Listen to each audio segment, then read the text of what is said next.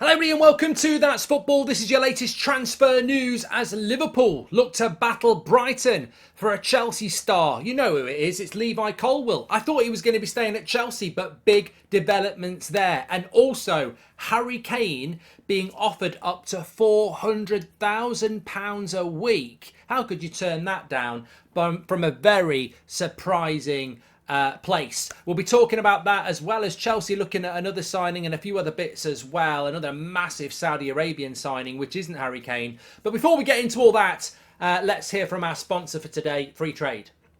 Hello everyone, I'm really excited to be working with Free Trade, who are sponsoring this video. Free Trade believes in commission-free investing for everyone. This means you won't pay any commission when investing your spare cash. While other brokers charge up to £12 per trade, Free Trade doesn't, so you can keep more of your money. And where they do charge, like on FX, it's fair and it's transparent. You can start investing from just £2, and they offer these things called fractional stocks. This basically means you can buy a small piece of expensive US companies like Google, Tesla and Apple. Free Trade is a Which recommended provider for 2023 and has won the best online trading platform at the British Bank Awards 5 years running. With over 700,000 investors on board, they're an investment platform that you can trust. And now for the best bit. If you create and fund your account with just £10 using our link in the video description or on screen, you will get a free share worth between £10 and £100. And that could be in anything. Remember, when you invest, your capital is at risk. The value of your portfolio can go down as well as up, and you may get back less than you put in. This is not financial advice. You should always do your own research on what investments are right for you before investing, or seek the advice of a professional. Yeah, big shout out to Free Trade, links in the description for that. So let's get into today's news. And well, it's actually TalkSport who are talking about it, and a few other outlets as well, that Liverpool are prepared to battle Brighton for Levi Colwill, the Chelsea centre-back sensation at the moment. Now, the belief was that he will stay at Chelsea, and that may well still be the case.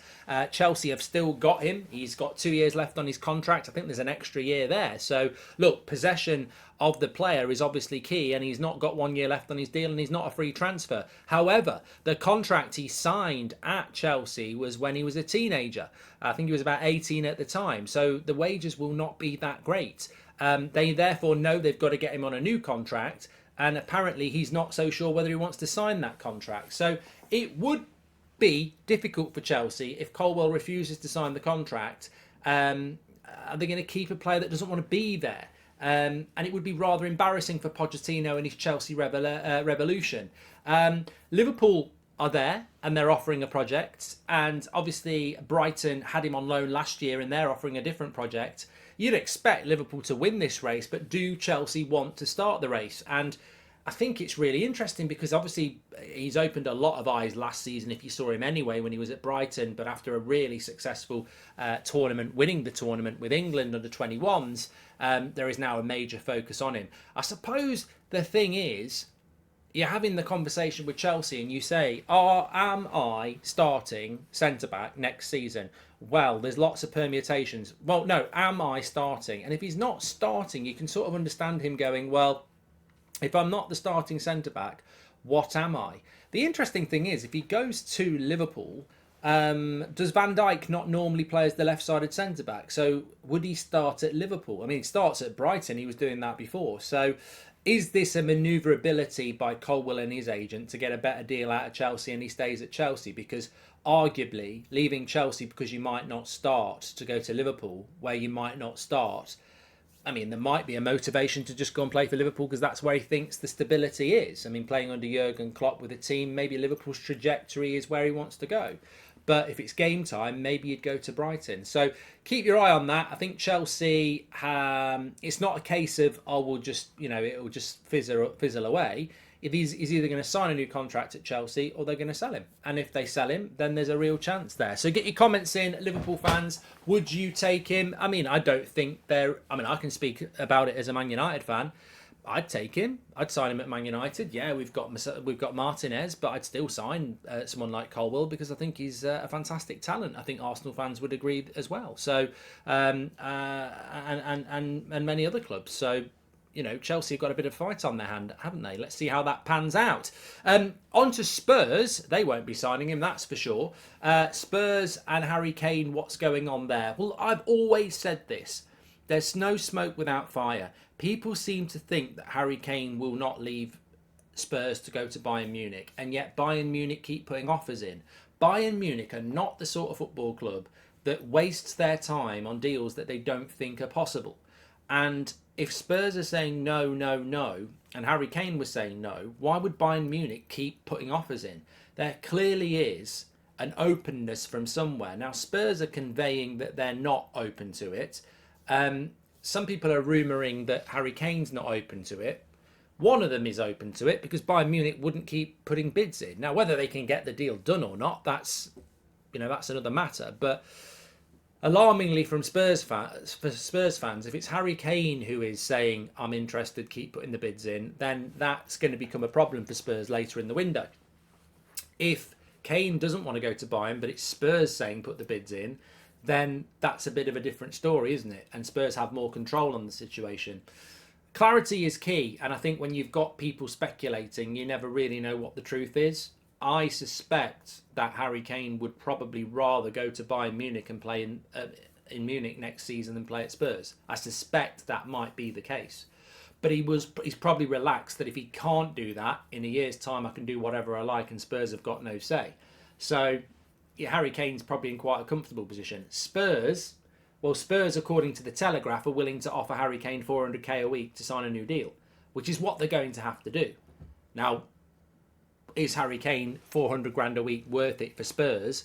Is worth what Spurs are willing to pay, but £400,000 a week to keep a striker at a club that probably won't win anything, is it not just about time Spurs just cut their losses now and took the money? Because there becomes a point where there's a financial decision to make here, and paying Harry Kane money that even United don't pay for strikers, which is saying something, just to stay at Spurs is you can see why he's a legend and he's a fantastic striker, but where's the money coming from to build the team around him? It's never going to be there, is it? So we're back where we are with Spurs. Are they gonna just let him go, or are they going to let him run his contract down? Interesting, but I think Bayern are in the race.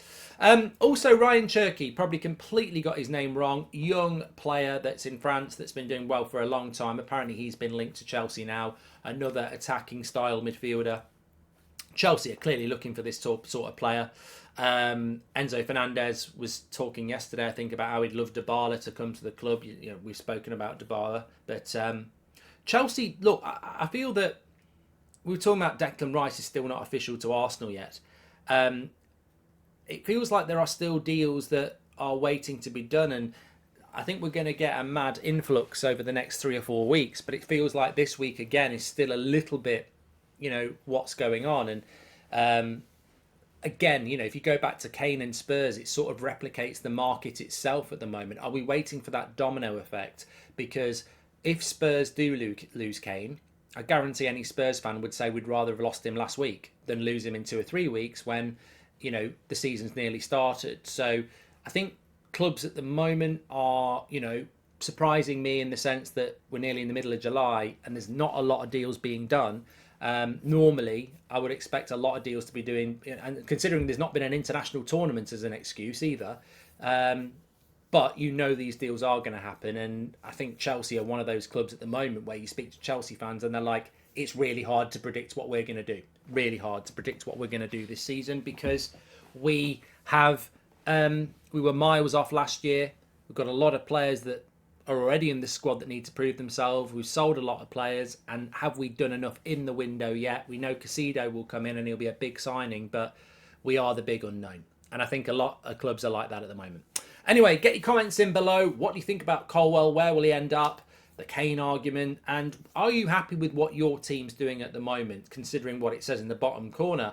Is it going to be Declan Rice is going to be the biggest transfer of the window, or do you think there's something else is going to happen? Get your comments in below. Make sure you smash a like on the video and subscribe. Don't forget, if you want to watch a watch-along, I'm on United Stand this afternoon at 4 o'clock. United in Oslo playing Leeds. Check it out. I'll speak to you in a bit.